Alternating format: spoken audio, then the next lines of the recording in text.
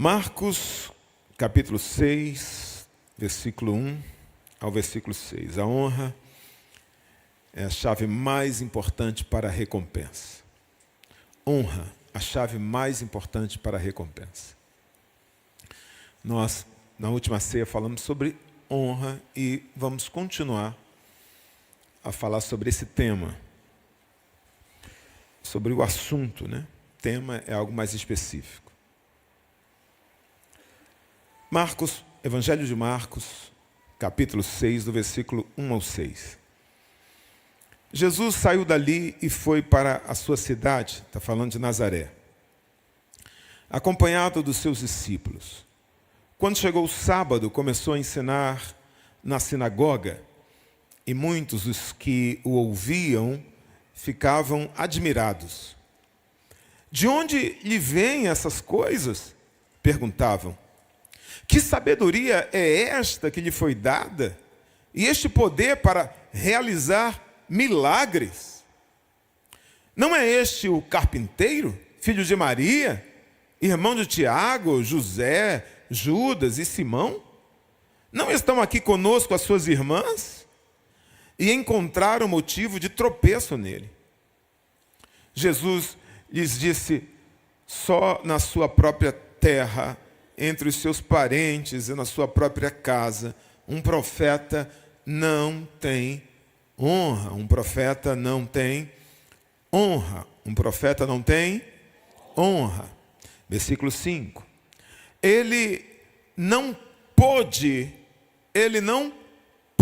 fazer ali nenhum milagre, exceto impor as mãos em alguns doentes e curá-los.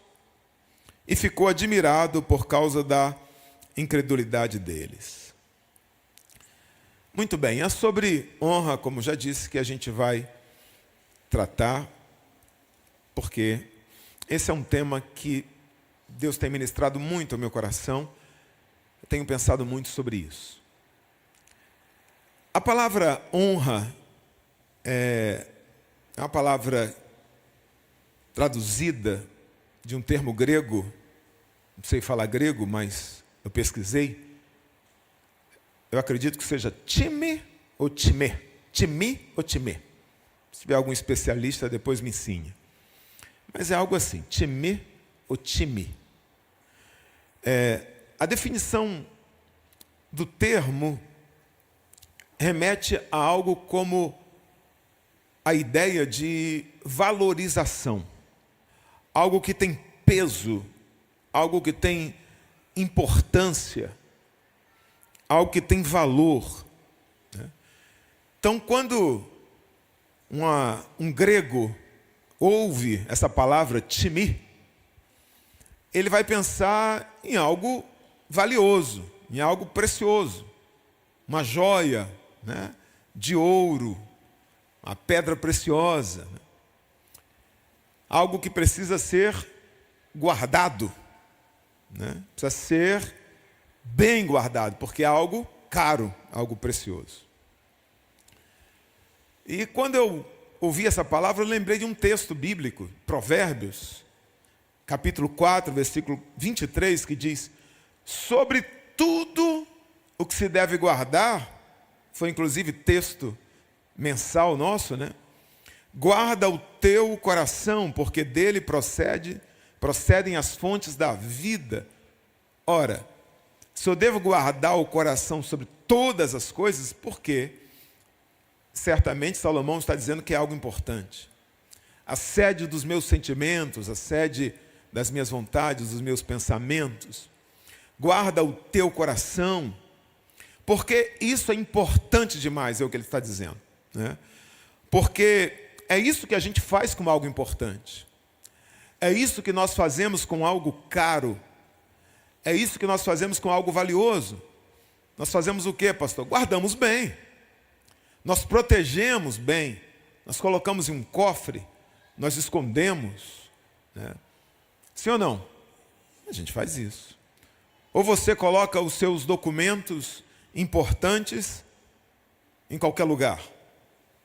Você coloca coisas valiosas. Deixa um anel de ouro no carro.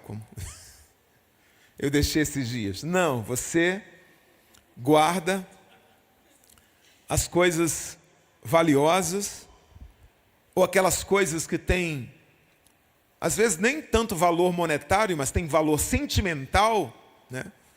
Você guarda no lugar especial. Sim ou não? Sim. Então você vai colocar aquilo que é precioso, aquilo que tem peso, que tem importância, num lugar diferenciado. Você não vai colocar uma joia junto das quinquilharias, onde as crianças têm acesso, onde qualquer pessoa pode pegar, onde o cachorro pode fuçar. Não, você vai colocar aquilo numa caixinha colorida, numa caixinha decorada. E você vai pôr isso num lugar muito bem guardado, no lugar alto, separado. Isso é honra. Diga, isso é honra. Honra é tratar algo ou tratar alguém de modo diferente, como você trata as demais coisas. É colocar alguém num nível e num lugar diferenciado.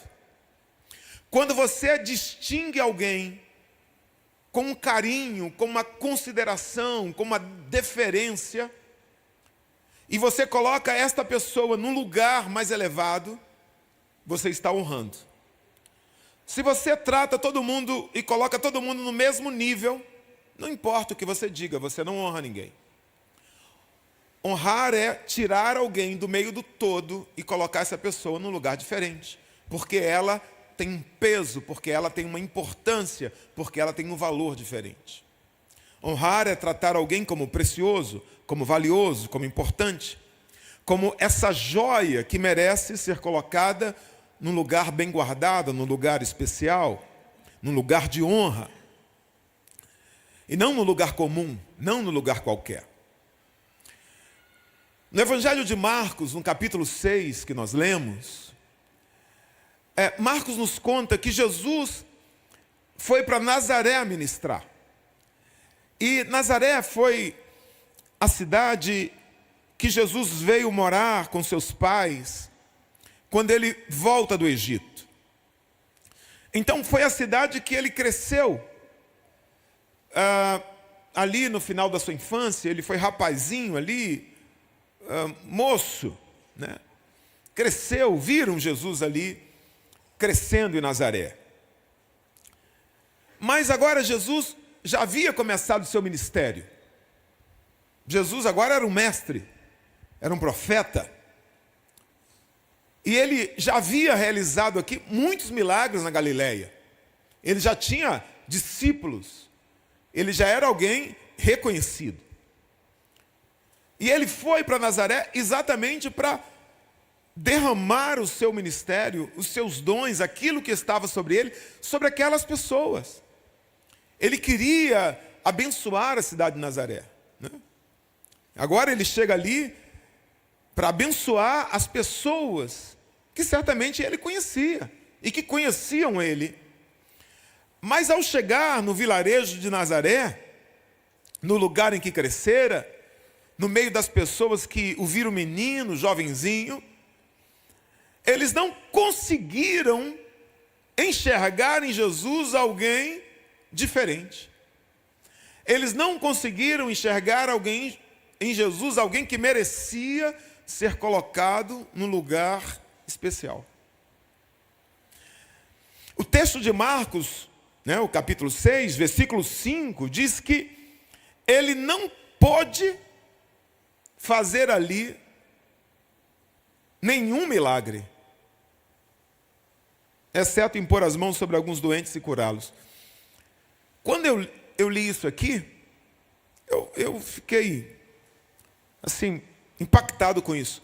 Jesus não pôde fazer. Irmão, o cara que andou sobre as águas, o cara que ressuscitou mortos,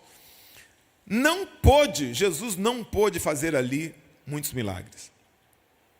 E a pergunta que a gente se faz é, por que Jesus não pôde? Se não pôde, é porque ele queria, sim ou não? Ele foi impedido. Ele foi impedido. Por que Jesus não pôde realizar milagres, pastor? A resposta está no versículo antes, Marcos 6,3. Olha o comentário das pessoas de Nazaré sobre Jesus. Não é este o carpinteiro, filho de Maria, irmão de Tiago, José, Judas e Simão? E não estão aqui conosco suas irmãs? Escandalizaram-se nele. Eles olharam para Jesus e eles estavam subestimando Jesus, como se ele fosse mais um, como se ele fosse um carpinteiro qualquer.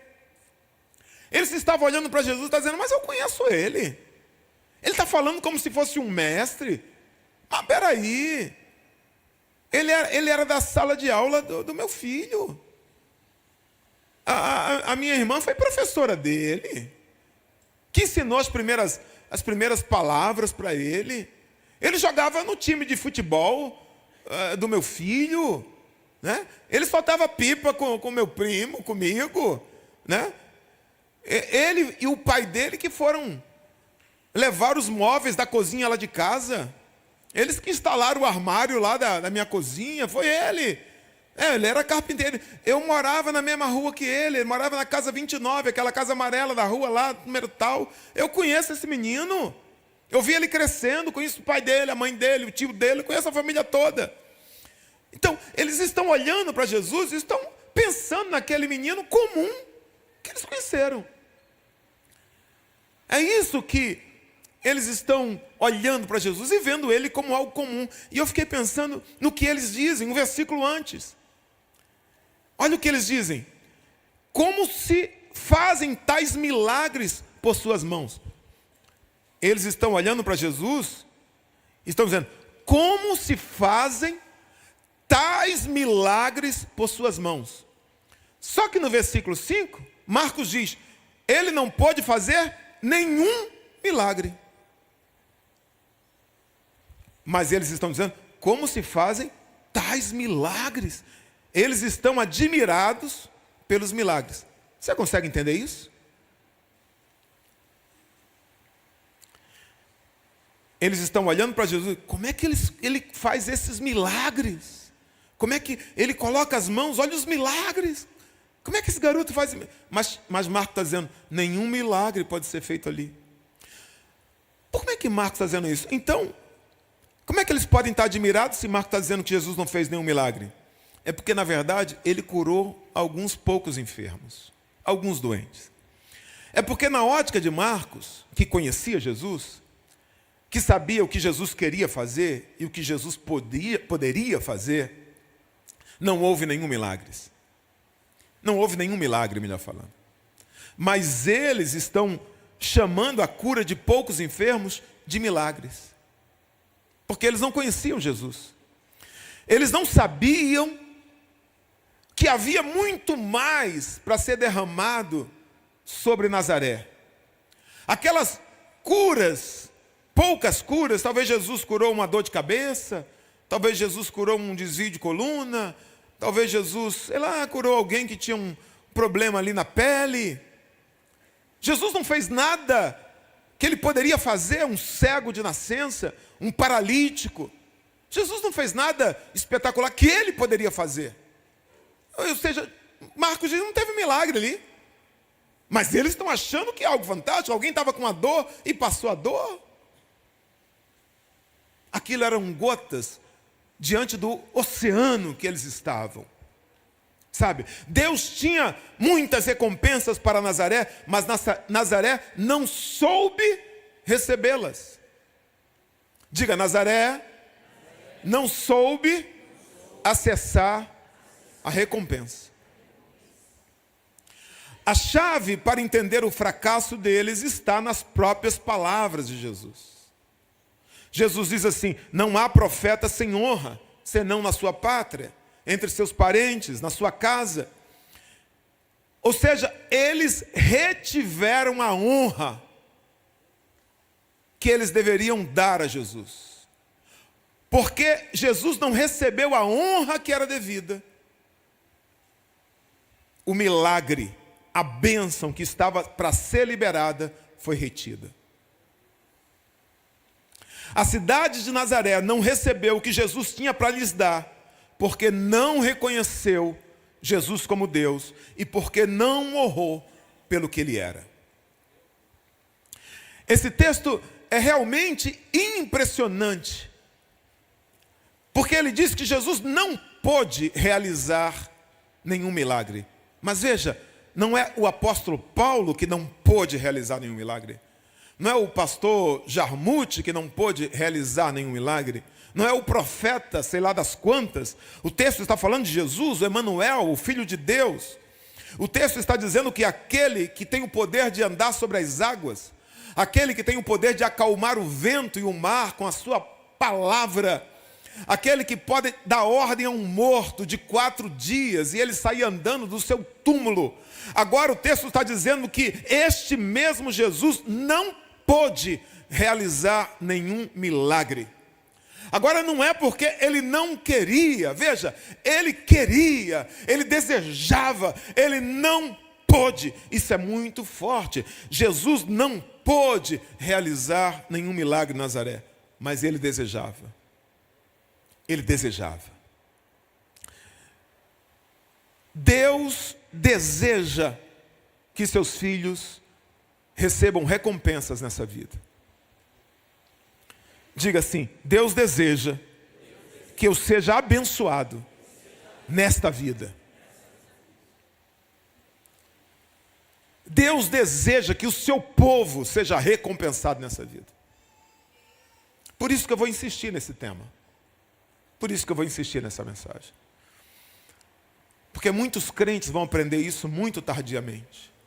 E muitos crentes vão ouvir, poucos crentes vão ouvir uma mensagem como essa. Ou vão ter paciência para ouvir, porque não gostam de ouvir. Assim como Jesus queria realizar milagres em Nazaré, ele continua querendo abençoar nossas vidas, nossas casas, porque ele é abençoador, ele é galardoador, ele é pai. Se você é pai, se você é mãe, você vai entender perfeitamente o sentimento de Deus, de querer abençoar, de querer ver um filho feliz. Em Lucas 18, 28 e 29, nós lemos a pergunta de Pedro e a resposta de Jesus. Pedro lhe disse: nós deixamos tudo o que tínhamos para seguir-te. Como dizendo, o que nós vamos ganhar?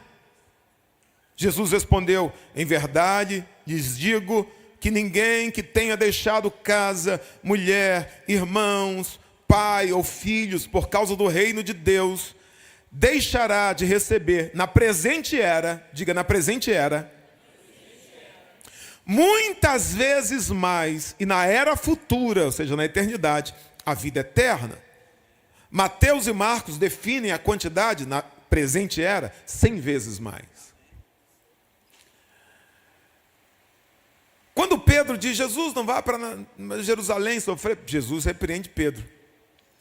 Mas quando Pedro pergunta com interesse o que é que eu vou ganhar, porque eu deixei barco, eu deixei tudo para te seguir, Jesus não repreende Pedro, não. Porque Jesus sabe que a gente é meio interesseiro, né? Por isso que a Bíblia tem 8.000 promessas, irmão. E Deus conhece o nosso coração. Por isso que tem até recompensa no céu. Vou falar nisso no outro, ceia que vem. Galardão. Tribunal de Cristo. Veja, não, Pedro, se você abrir mão de qualquer coisa por causa de mim, você vai ganhar nesta vida 100 vezes mais. Escute, Deus tem prazer em abençoar. Veja como ele se apresenta para Abraão. Abraão, eu sou o teu escudo e o teu grandíssimo galardão, a tua recompensa. Em Salmo 19:11 está escrito: há grande recompensa em obedecer aos teus mandamentos. A Bíblia está cheia de textos que revelam o desejo de Deus em recompensar os seus filhos. Que pai não deseja recompensar os seus filhos? Qual pai? Todo pai anseia em ver a alegria dos seus filhos, porque recebeu uma recompensa, porque foi recompensado. Há pelo menos 2 motivos para isso. Primeiro motivo é porque se um filho foi recompensado, significa que esse filho fez algo de certo.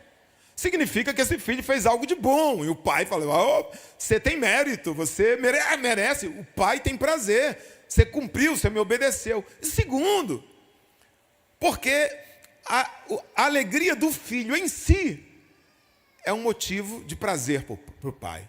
Né? O pai vai ficar feliz em ver o filho feliz. E Deus, como nosso pai, vai sentir a mesma coisa. Pode ter certeza.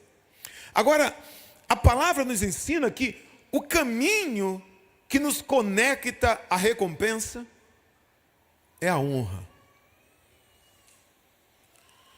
O caminho que o nosso Pai Celestial nos deixou para nós nos conectarmos à recompensa que Ele tem para nós é a honra.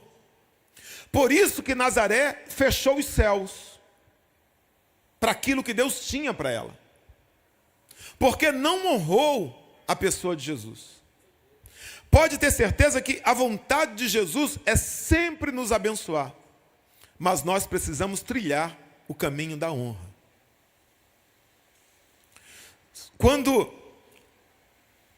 em qualquer ambiente, a honra não é estabelecida naquele ambiente, o céu é travado. Quando a desonra é a tônica, o céu é fechado. Quando a honra se estabelece, o céu abre. Nenhum funcionário vai prosperar numa empresa da qual ele fala mal. Essa empresa é uma droga. Essa empresa paga mal. Que empresa ruim. Que cidade, essa cidade é uma droga. Que cidade ruim. Que bairro ruim.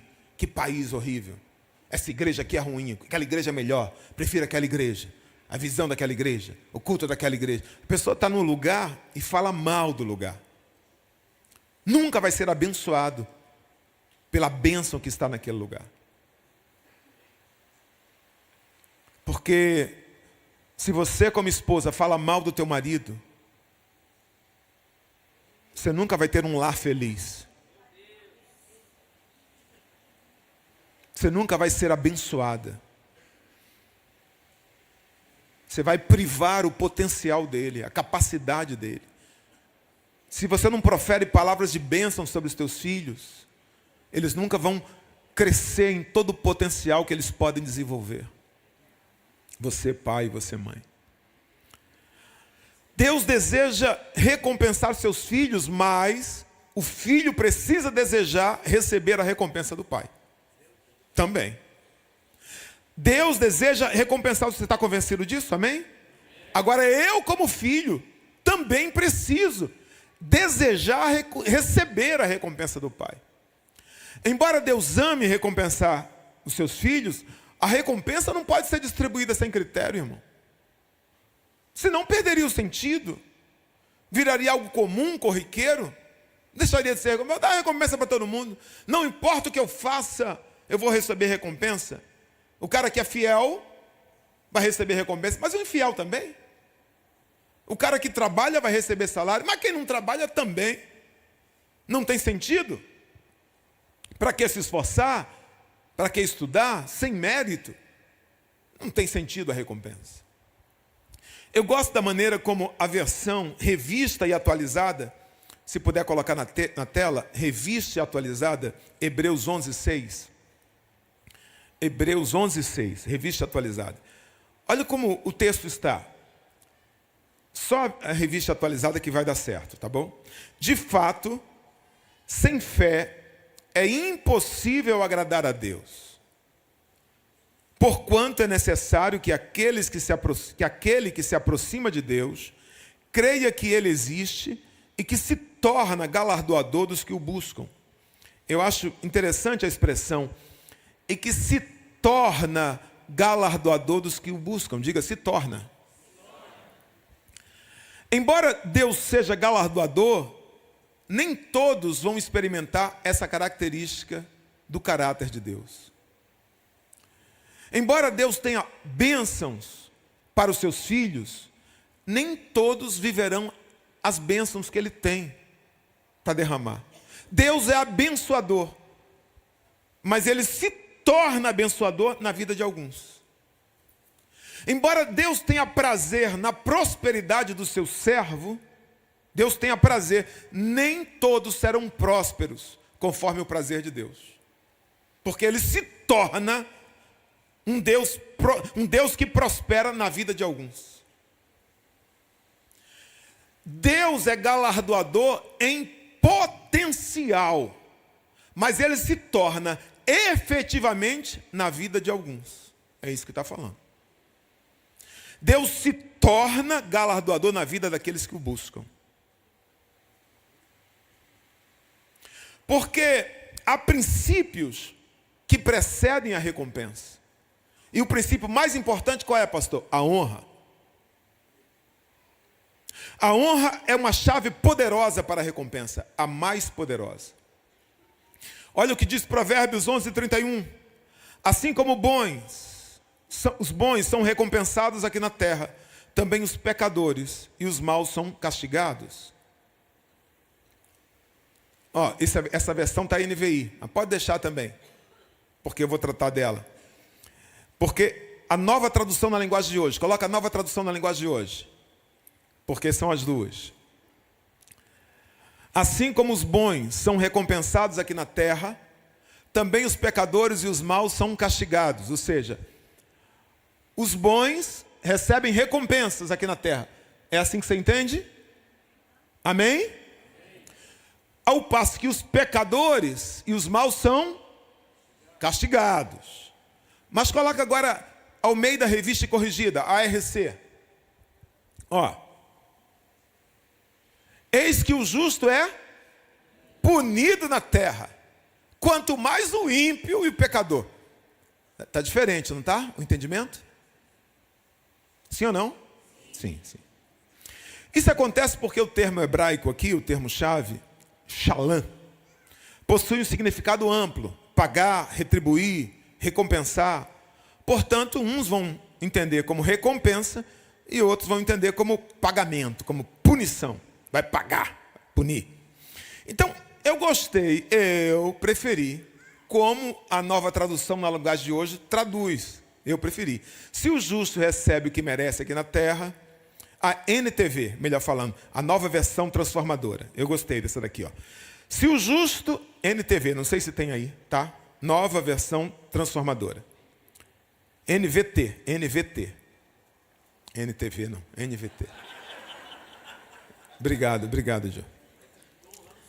Se o justo recebe o que merece aqui na terra, quanto mais o pecador perverso. Tem ali, ó. Oxe, tem todas as versões, que legal. Se o justo recebe o que merece aqui na terra, quanto mais o pecador perverso. O sentido fica por conta do leitor, né? O sentido fica por conta do leitor. O que o justo merece? A pastora Cris aqui merece bênção. Eu acho que o justo merece recompensa. Eu acho que o justo merece ser abençoado. Eu acho que o justo merece o favor de Deus. Amém? Eu também penso assim.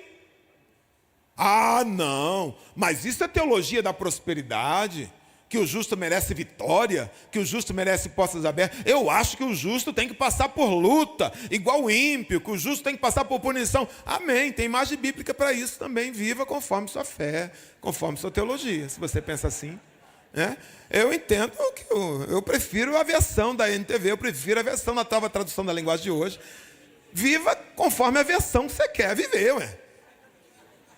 Amém, irmão? Agora, eu entendo que o justo pode merecer uma punição, é diferente. Em algum momento. Porque a Bíblia diz que Deus castiga o filho a quem ama. Mas também entendo que Deus recompensa nesta vida aqueles que o honram. Quando eu honro o Senhor com as minhas primícias, quando eu honro o Senhor com os meus bens, Ele vai encher os meus celeiros até transbordar, e Ele vai encher os meus lagares de vinho. Há recompensa quando eu honro, porque Ele diz: honrarei aqueles que me honram, mas aqueles que me desonram serão esquecidos. O fato é que o pagamento costuma vir conforme o mérito. seja a punição ou seja a recompensa. Todo pai ama recompensar seus filhos. Todo pai, quando fazem algo correto ou quando fazem algo errado, são punidos. Algo que mereça ser recompensado. O pai quer ver o esforço da parte do filho. O pai quer que o seu filho se esforce. Ele quer ver o seu filho lutando para que ele mereça aquela recompensa por causa desse esforço, por causa da sua perseverança. Agora, quando não tem mérito, isso retira do filho o incentivo. Para que eu vou ser fiel? Para que eu vou para a ceia cansado? Para que eu vou para a ceia depois do trabalho? Deus me abençoe em casa mesmo. Para que eu vou para o evangelismo? Para que eu vou entregar folheto? Para que eu vou ser fiel à minha esposa? Deus ama todo mundo. No final vai todo mundo para o céu. Né?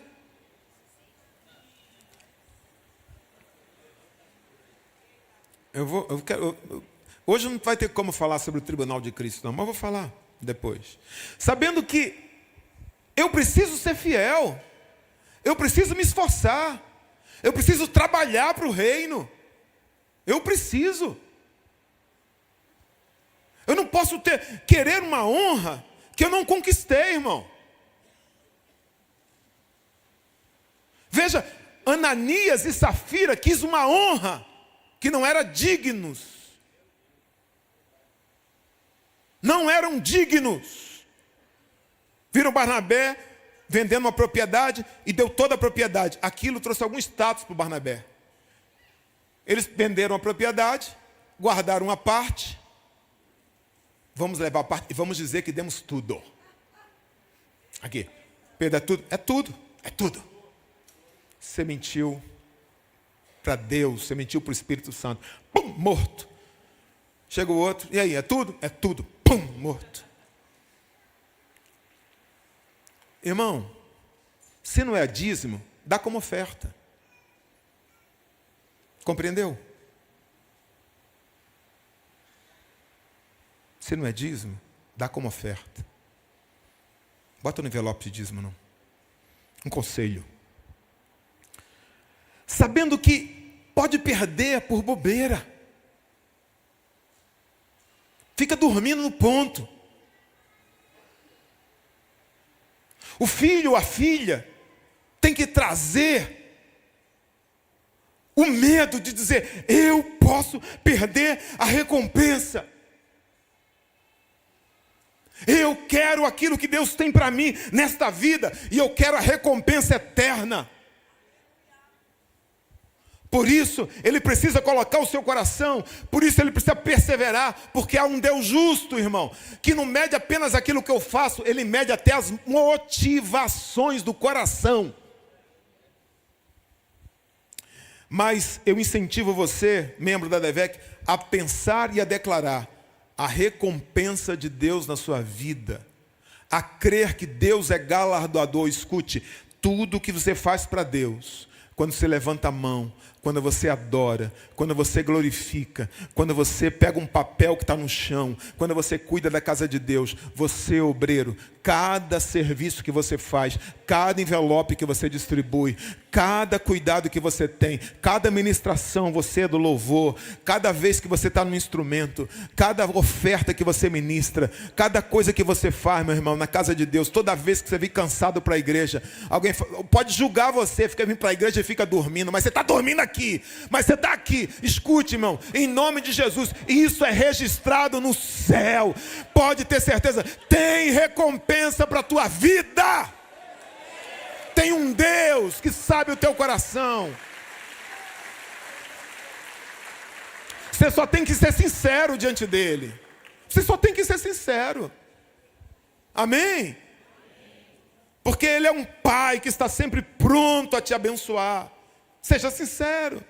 Ele é bondoso.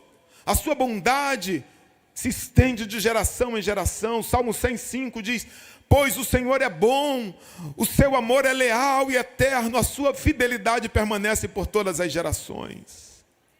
O último ponto, a honra é a chave mais importante para a recompensa. Diga: a honra é a chave mais importante para a recompensa. Como eu disse, honrar é atribuir valor a alguém. É reconhecer a importância de alguém. Voltamos ao ponto inicial. É distinguir uma pessoa dentre as outras. Isso é honra. Você tem 10 funcionários, você quer honrar alguém, significa trazer essa pessoa para um outro nível, dar um salário diferenciado, fazer algo especial. O que é a desonra, pastor? É o contrário disso. Desonra é tratar como comum, como ordinário, como qualquer um. É o não reconhecimento de alguém que é especial. É tratar o incomum como comum. Isso se chama desonra. Quando alguém te favorece, quando alguém te abençoa, quando alguém cuida de você, quando alguém te dá casa, comida, guarda você, te protege, te abençoa, te ama, te dá uma casa, te dá um abrigo, e depois você grita com essa pessoa, e depois você responde com malcriação a essa pessoa, e depois você dá as costas para essa pessoa e bate a porta. Isso é desonra. Você está encurtando sua vida. Você está deixando de receber coisas que Deus tem para você, filho, filha. Quando você tem um pastor que ora por você, que te abençoa, que te atende. Você quer sair da igreja? Não diga que foi Deus, não. Saia. Você é livre, você é ovelha de Jesus. Mas procure, pastor, estou indo para outra igreja. Deus te abençoe, minha filha. Deus te abençoe. Não saia sem falar com ninguém, não. Não saia pela porta dos fundos, escondido. Isso é desonra. Como se fosse ninguém. Isso é desonra. Você está vindo para cá? Está se tornando membro dessa igreja? Procure seu pastor. Fale com ele. Não mande WhatsApp, não. Vá lá. Meu pastor, muito obrigado pelos anos que o senhor ministrou sobre a minha vida. Muito obrigado por tudo que o senhor fez, por suas orações. Pastor, eu estou procurando uma outra igreja que é perto da minha casa. Eu e minha família queremos congregar de uma nova maneira. E eu queria que o senhor me abençoasse. Quando se ele disser, eu não te abençoo, vai, maldição. Tudo bem. Mas você é livre, entendeu? Porque eu vou abençoar todo mundo. Quem quiser sair, me abençoa. Eu abençoo todo mundo. Não amaldiçoo ninguém. Agora, é triste uma pessoa. Sabe, uma pessoa que eu não conheço, tudo bem. Pode mandar um WhatsApp. Agora, a pessoa do relacionamento manda um WhatsApp. Que vivia conversando comigo. É desonra. Isso é desonra. Aquelas pessoas desonraram Jesus. Um carpinteiro, filho de Maria, José, garoto da rua ao lado. Eles não viram que estavam diante do enviado de Deus. Estavam diante do Emanuel, do Deus conosco. Eles não perceberam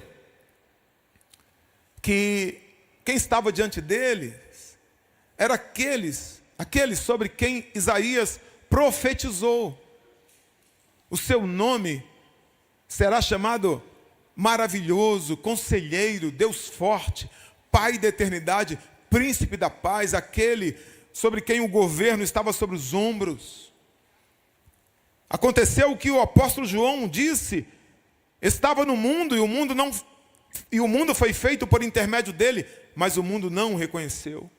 Veio para o que era seu, mas os seus não o receberam. Será que nós também, muitas vezes, não temos percebido as pessoas que Deus tem enviado para nós?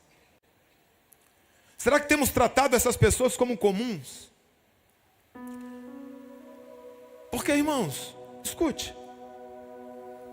Deus tem um método na terra para trabalhar, se chama homem. Deus tem um método na terra e Deus tem uma agência na terra, se chama igreja. Não tem outra agência na terra, é igreja. E Deus tem um método, homem. Então, você nunca vai honrar Deus diretamente. Você honra as pessoas que Deus envia. Você honra os enviados de Deus. E Deus vai tratar você da maneira que você trata os enviados dele. Por isso que Deus fala lá em Malaquias assim, ó. Por isso que Deus fala em Malaquias: vocês estão me roubando. Aí, estão me roubando em quê? Estão roubando a quem? A Deus. Deus fala: vocês estão roubando a mim. Mas Deus nos diz assim: tragam todos os dízimos para mim. Não, traga todos os dízimos para onde? Para a casa do tesouro. Mas eles estavam roubando a casa do tesouro? Não, estavam roubando a quem? A Deus. Porque você não pode fazer nada por Deus. O que você faz é pela igreja. Mas quem estava sendo ofendido? Deus. Quem se sentiu roubado? Deus. Paulo diz: vocês estão me dando uma oferta. Paulo diz: para Deus essa oferta que vocês estão me dando é para Deus uma oferta de sacrifício agradável, aprazível a Deus. A oferta foi para Paulo, mas para Deus é uma oferta agradável. Porque você não pode dar oferta para Deus, entendeu? Você não pode dar oferta para Deus. Então, como a gente tem tratado aqueles que Deus tem nos enviado? Quem pregou no culto hoje? Ah, foi ninguém não. Foi o pastor mesmo que pregou. Irmão, porque quando você é evangelista, eu prego de vez em quando na outra igreja. Então, eu estou na DEVEC desde 15 anos de idade, irmão. Eu sou um dos 3, 4 pastores mais antigos da DEVEC. Essa cara de menino, porque eu sou pastor, eu sou funcionário desde o século passado. Desde o século passado. Então, eu vou na alguma igreja. Às vezes as pessoas ficam aguardando 2 anos assim, né? Pastor, o que é que você vai? Quando eu vou, eu sou recebido com tanto carinho que eu estranho. Débora sabe disso, eu estranho. O desafio é eu pregar para as pessoas que eu estou todo dia, que conhecem minhas piadas, que sabe que eu, né? Então, o evangelista, quando vem aqui, é bacana, é legal, é novidade. Agora, do jeito que você quer de casa, né? É diferente. Mas você está em casa. Você é igual Jesus falou: o profeta que é de casa, o profeta que é seu. Como é que foi a mensagem? Ah, nota 6. Foi legal, de sempre. Estava meio com sono hoje. Não prestei muita atenção não. Ou seja, é mais ou menos o mesmo sentimento das pessoas ali de Nazaré, né? Ah, eu já conheço, eu sei como é. Veja, sabe qual é o problema? O problema é que quando a gente perde a honra, a gente pode perder o acesso à unção que está sobre a vida daquela autoridade que Deus colocou sobre a nossa vida. Quando a gente começa a tratar o sagrado como comum, a gente começa a se distanciar daquilo que Deus tem para nós. Por isso poucos enfermos foram curados em Nazaré. Por isso os milagres que Jesus queria fazer ali não puderam ser feitos. Aquele vilarejo não reconheceu. A cura não pôde ser feita. A honra abre os céus sobre nós, mas a desonra fecha os céus sobre nós. Quando se perde a honra, perde-se também a recompensa que Deus colocou sobre aquela autoridade. Mateus capítulo 10, 41, 42. Coloca aí, por favor. Mateus capítulo 10, 41 ao 42. Quem recebe um profeta como profeta, receberá a recompensa de profeta. Mas eu não sou profeta. Eu não prego como profeta. Eu não sofro como profeta. Mas se você receber um profeta com honra de profeta, você vai ter um galardão de profeta. E quem recebe um justo como justo, receberá a recompensa de justo. Coloca o versículo 42. Em verdade lhes digo, quem der, mesmo que seja um copo de água fria, a um dos menores dos meus discípulos, não perderá a sua recompensa. Você vai lidar com 3 tipos de pessoas. Volta ao versículo anterior. Diga, profeta. Pessoas que estão acima de você. Justo. Pessoas iguais a você. Coloca o versículo seguinte. Pequeninos. Pessoas que estão abaixo de você. 3 tipos de honra. Honrar quem está acima de você. Honrar amigos. Honrar seus colaboradores, seus filhos, seus subalternos. Pessoas que você dá ordem. O puxa-saco só honra o superior. É indiferente com os iguais e é cruel com os subalternos. Honre todas as pessoas. Honre uns aos outros, diz a Bíblia. Trate os seus irmãos como superior a si mesmo. Nós estamos vivendo uma crise de honra. Por causa da internet, todo mundo hoje tem voz. O garoto, porque tem mais seguidores, não honra o pastor, não honra o seu avô, não honra o mais velho, não honra o idoso. Quantos seguidores você tem? 1000 seguidores? Você não é ninguém.